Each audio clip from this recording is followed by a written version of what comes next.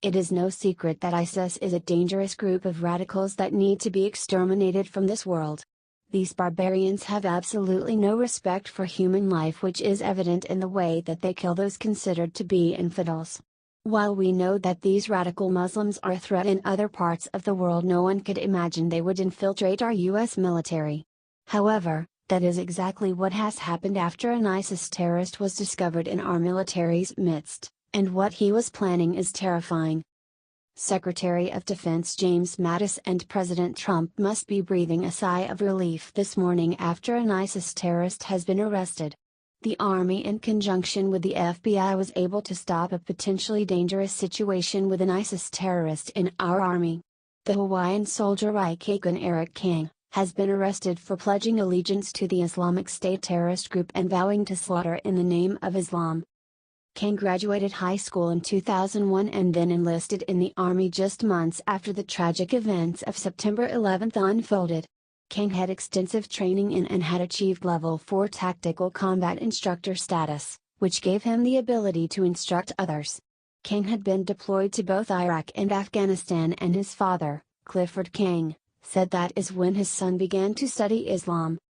Kang then began to openly threaten other service members and soldiers and was reprimanded on several occasions. Kang regularly made pro-ISIS arguments while he was on post and at work.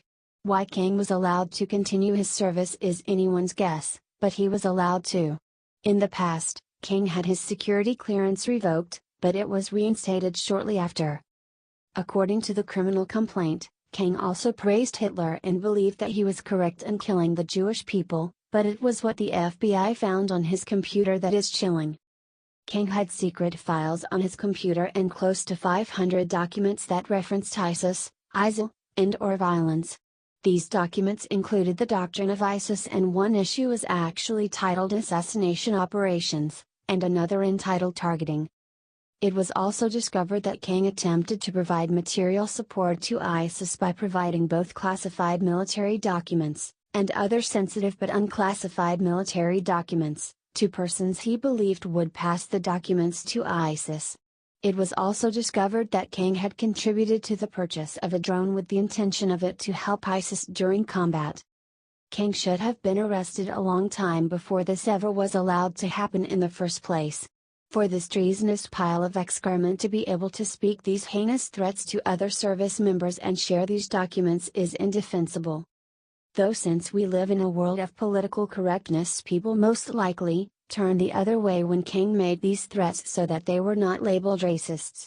This is why political correctness needs to be erased from our vocabulary so that law enforcement officials are able to do their job correctly again.